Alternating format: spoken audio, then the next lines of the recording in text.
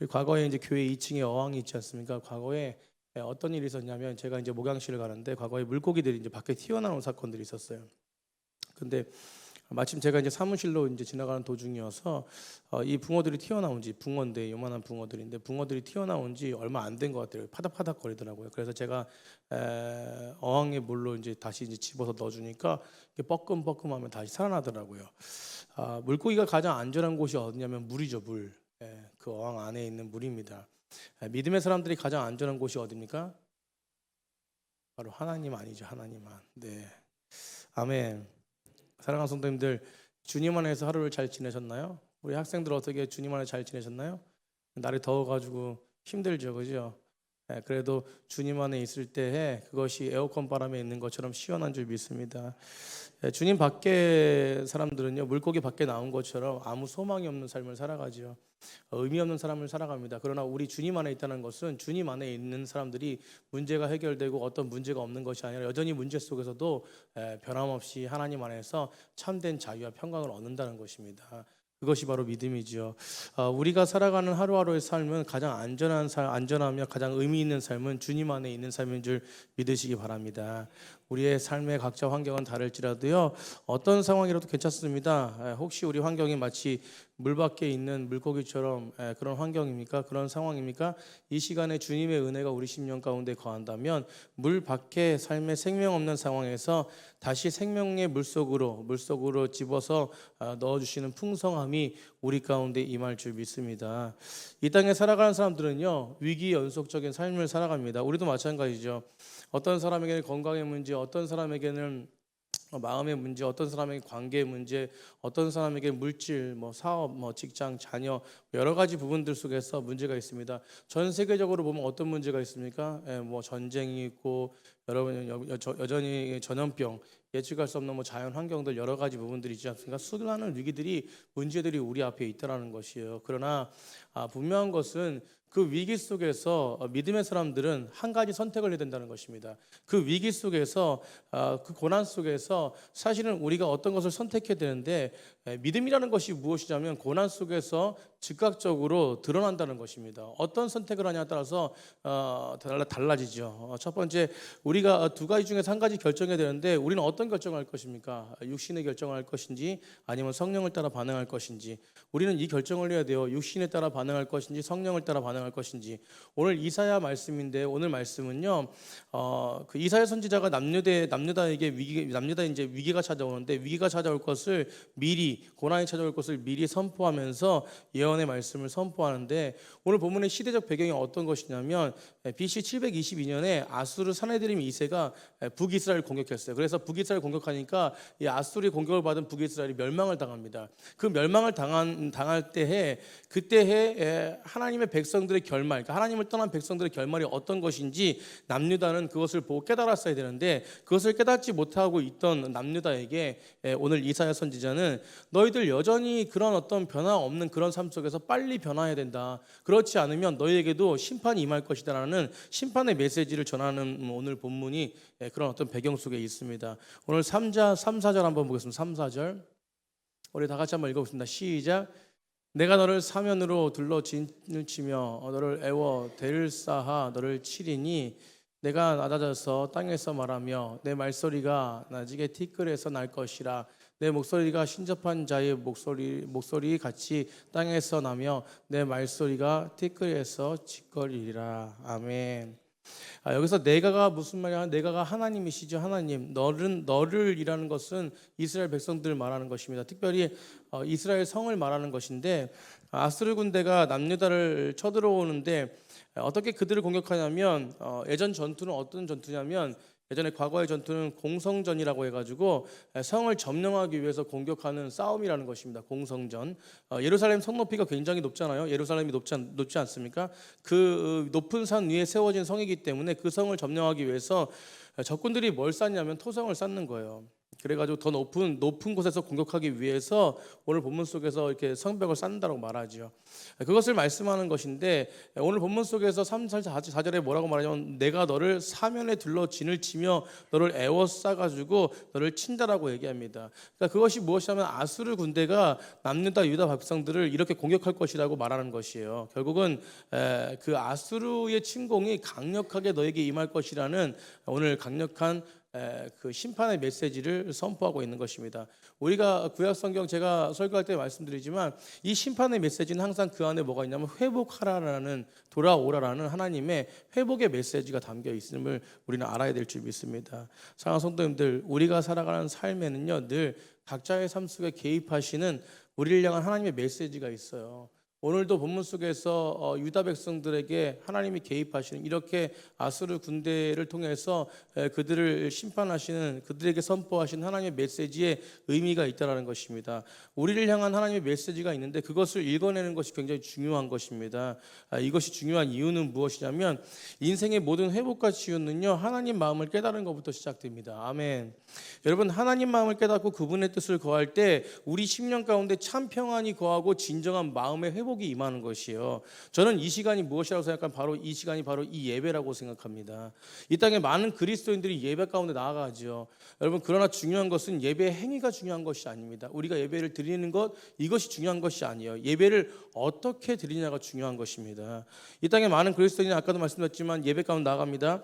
행위적으로 나갑니다. 그러나 우리는 어떤 모습으로 지금 예배를 드리고 있냐 이것이 중요한데 그래서 우리는 예배를 회복해야 될 줄 믿습니다.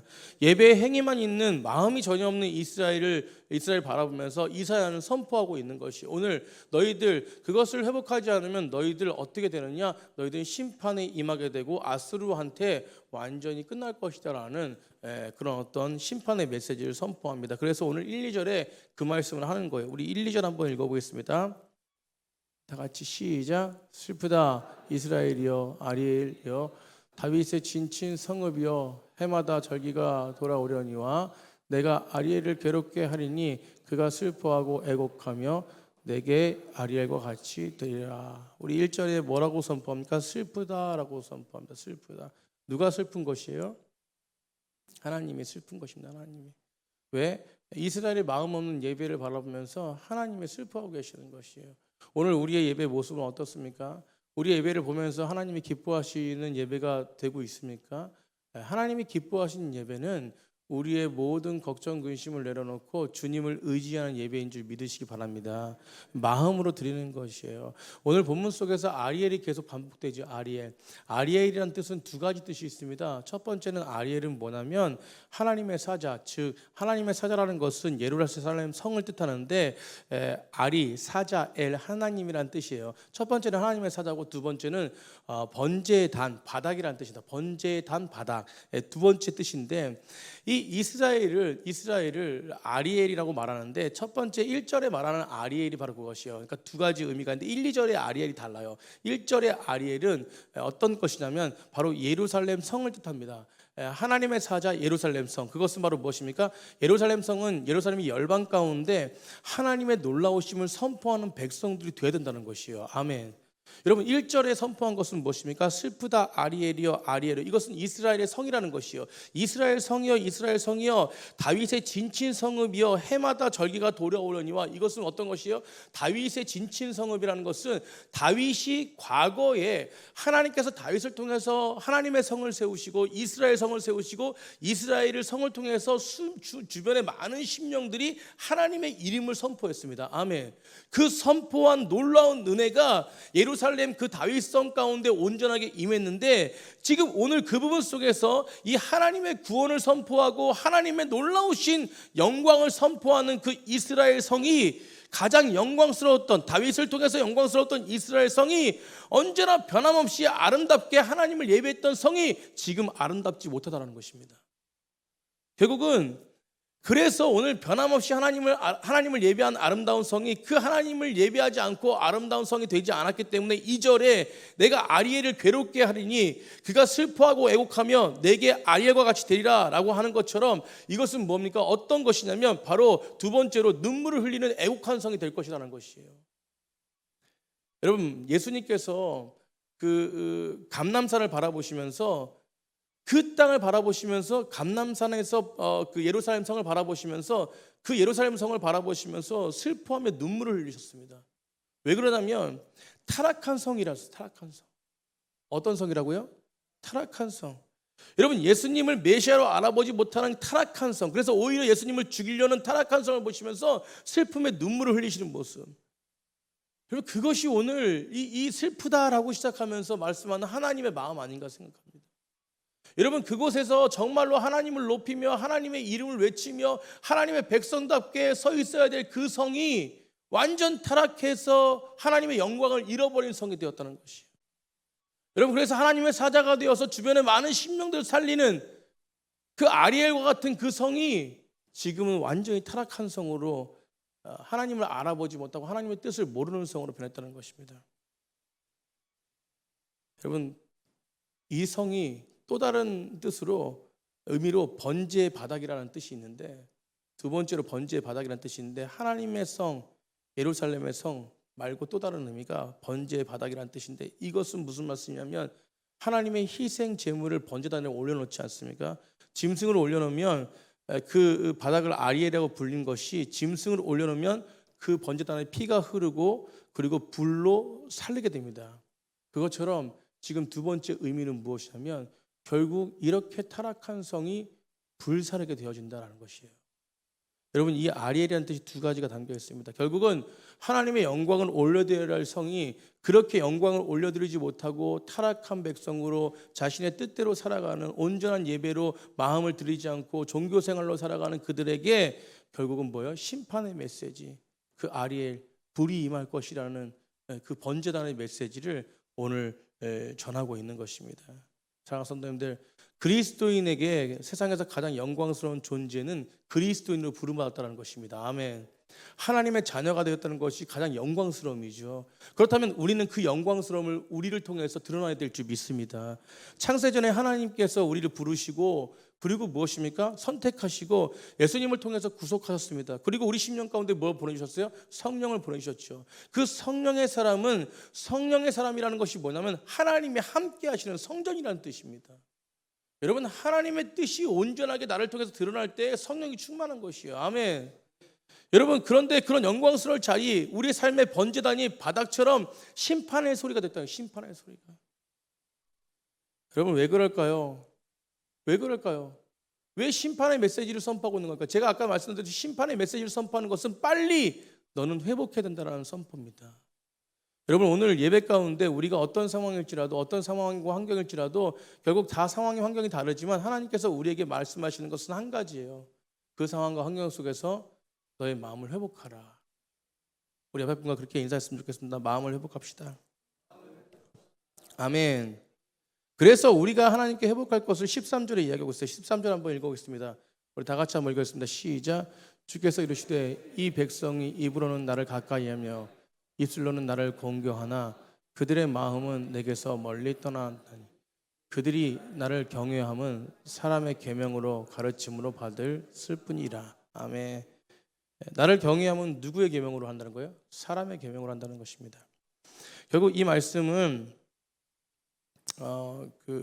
마태복음 15장 8절부터 9절까지 이 오늘 이사야 말씀을 예수님께서 인용하시는데, 그 인용하시는 말씀이 8절 9절입니다. 마태복음 15장 8절 9절 비슷한 말씀이죠. 이 백성이 입술로는 나를 공경하되 마음으로는 내게 멀도다라고 말합니다. 사람의 계명으로 교훈을 삼아 가르치니 나를 헛되이 경배하는도다 하였느니라 하시고라고 말합니다.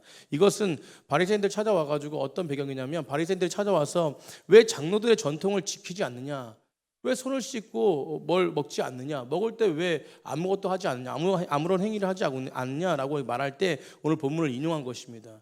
결국은 무엇이요? 전통을 바라보고 전통만 가지고 나아가는 바리새인들의 모습을 보면서 너희들 그 마음이 들여지지 않고 그 겉으로만 들여지는 그 예배, 그 행위, 그런 것들은 다 쓸모 없다라는 것입니다.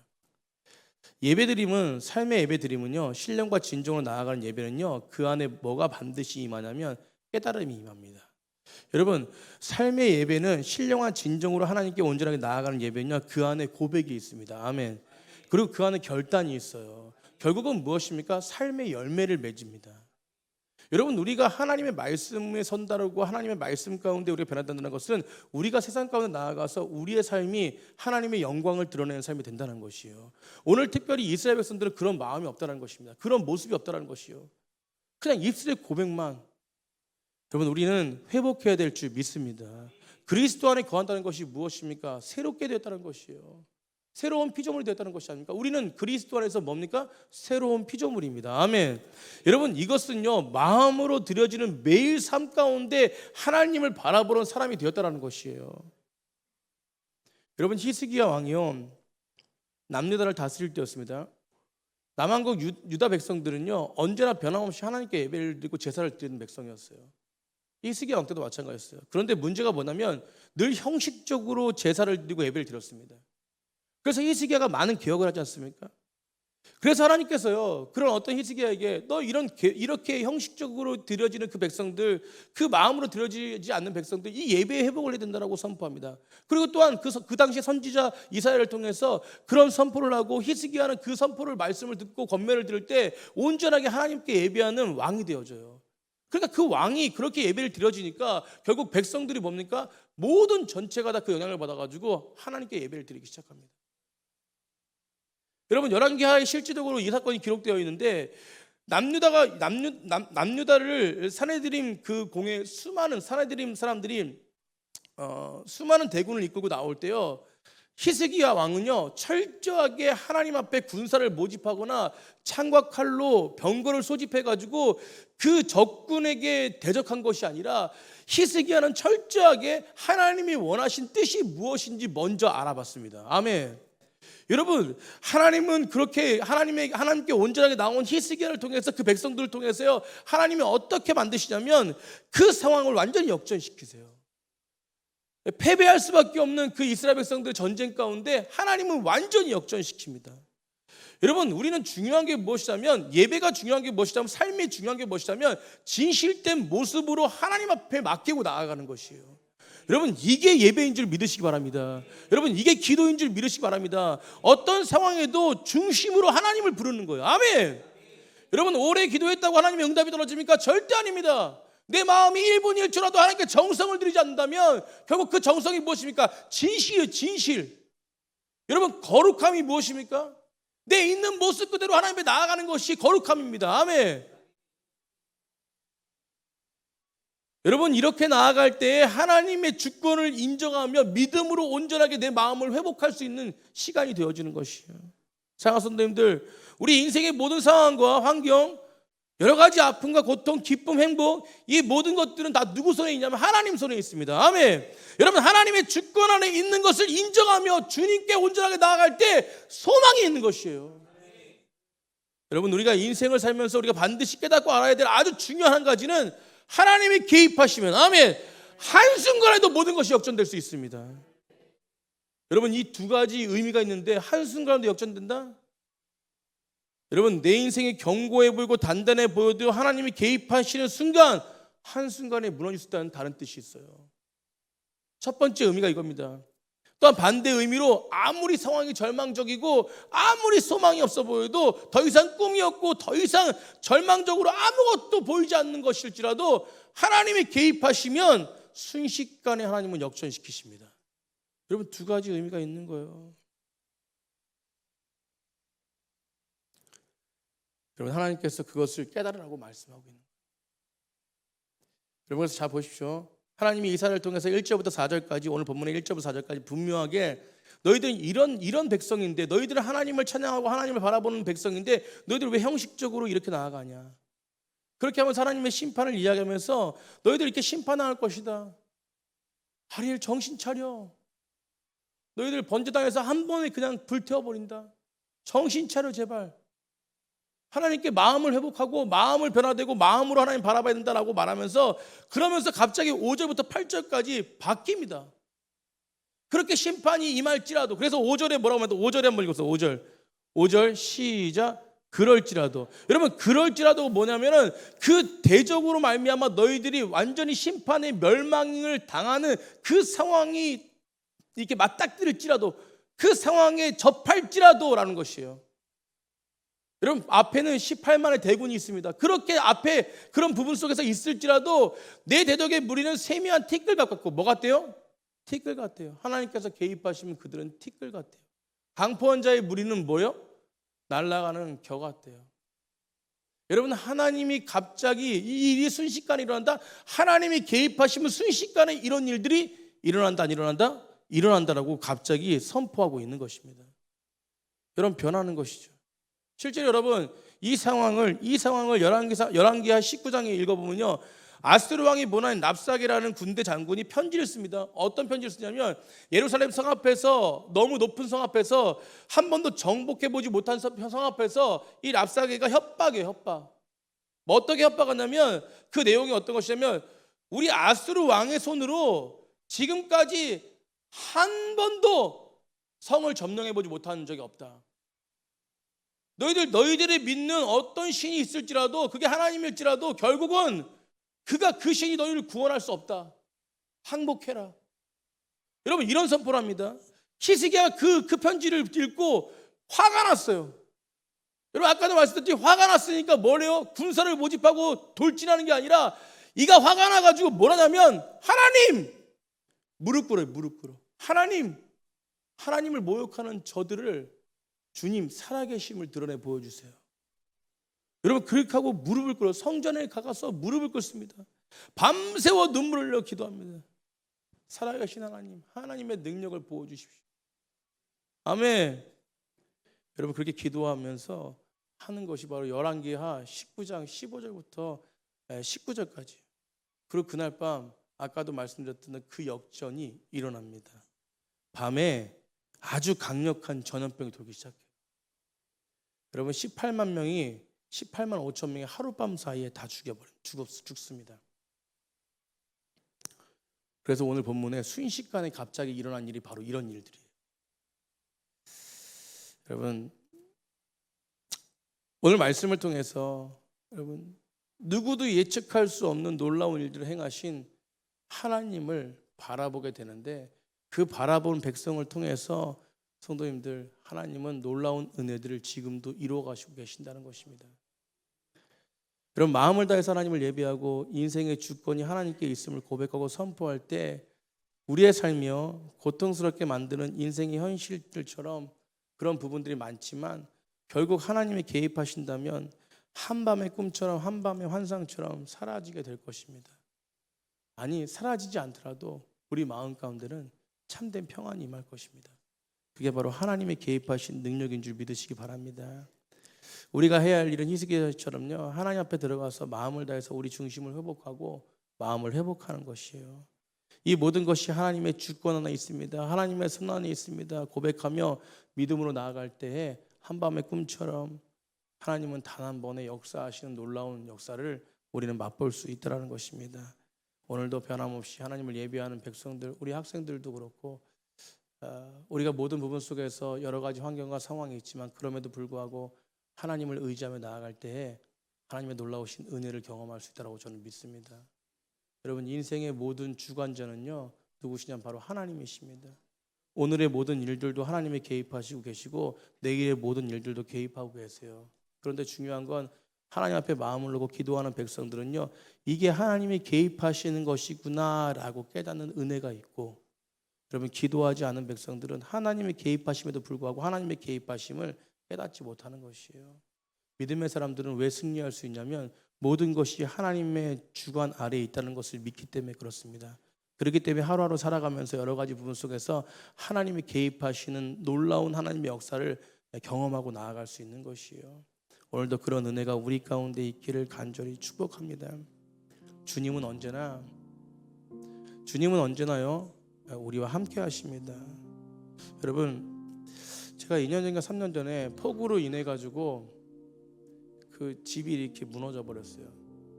근데 그 앞에서 그 개 한 마리가 계속 땅을 파면서 울부짖고 있는데 그것을 지나가는 사람이 발견한 거예요. 그래서 거기를 파보니까 강아지 2마리가 있는 거예요. 낑낑대고. 그 어미가 강아지 2마리 때문에 거기서 울부짖었구나라고 해가지고 강아지를 이렇게 구조해서 같이 이렇게 해서 어미는 목줄에 매달아 놓고 이렇게 그 강아지 2마리랑 같이 있게 했어요. 그런데 순식간에 또 이 어미가 이 목줄을 끊고 사라진 거예요. 그리고 또 보니까 거기 그 현장 그 구조된 2마리 개를 구조된 그 거기 앞에서 울부짖고 막 또 땅을 파고 있는 거예요. 여러분 이거 이제 2020년인가 21년에 그런 사건이 있었는데, 여러분 그걸 또 팠어요. 파보니까 강아지가 2마리가 또 나오는 거예요. 여러분 강아지들이 8일 만에 구조가 됐거든요. 기적이라고 그러는데, 여러분 저는 어미 개의 울부짖음에 2가지 의미가 있다고 생각해요. 첫 번째는 사람들에게 도움을 청하는 것이죠. 두 번째는 새끼들에게 어미가 있다는 소리를 들려줌으로 이 매몰되어 있는 새끼들이 힘을 얻는 거예요. 8일 만에 구조된 강아지들 이렇게 매몰되어 있었던 거예요. 매몰되는 게 그냥 이렇게 어떤 이렇게 강아지가 이렇게 잘 쉴 수 있는 공간이 있었다는 게 아니라 완전히 흙더미 매몰되어 있는데 그 8일 만에 구조된. 여러분 저는 두 번째 의미 속에서, 여러분 우리도 구덩이에 빠지는 삶 속에서 매번 살아갈 수 있는 그런 어떤 어려움들이 있고, 또 우리 삶의 현장 속에서 살아가다 보면 그런 환경들이 열릴 때가 있습니다. 그럼에도 불구하고 저는 예배는요, 하나님의 그 부르짖는 음성, 내가 너와 함께한다, 나는 항상 너를 지켜주고 있다, 그때 이런 음성을 듣는 시간 아닌가 생각합니다.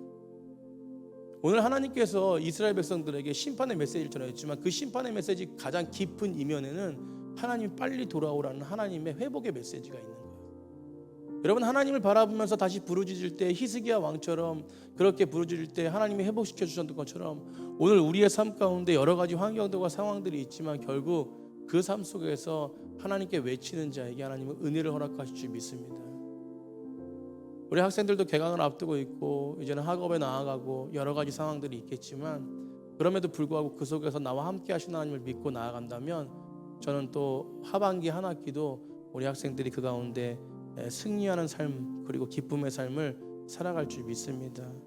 오늘도 하나님은요, 구덩이에 빠져있는 우리를 응원하시고 내가 너희 옆에 있다라고 말씀하십니다. 네가 보이지 않아도 하나님은 내 마음 가운데 함께 하시고, 보이지 않아도 하나님은 여전히 이곳에 우리와 함께 하십니다. 어떤 그런 환상을 보는 게 아니라 실체적입니다. 여러분 성경은 역사적인 사실이에요. 오늘도 말씀 가운데, 저를 통해서 이루어진 말씀 가운데 하나님을 믿고 나아가는 백성들, 끊임없이 주님 앞에 기도하는 백성들 가운데 하나님은 위로하실 것이라고 저는 믿습니다. 그 확신의 음성을 오늘도 듣고 기뻐하는 귀한 기쁨의 시간이 바로 이 예배인 줄 믿습니다. 우리가 찬양 부르고 기도할 때 믿음으로 기도했으면 좋겠습니다. 하나님은 여전히 저와 함께 하신다라고 말씀하시며 오늘도 나에게 음성을 들려주실 것을 믿습니다. 내가 어떤 상황과 환경일지라도 다시 예복을 회복하려고 이 자리에 나오셨는지, 어떤 문제가 있어서 나오셨는지, 어떤 상황인지 저는 잘 모르지만 그 상황 속에서 하나님은 하나님의 뜻대로 각자의 삶 가운데 개입하실 것이라고 저는 믿습니다. 오늘 그런 은혜가 우리 가운데 있기를 간절히 축복합니다.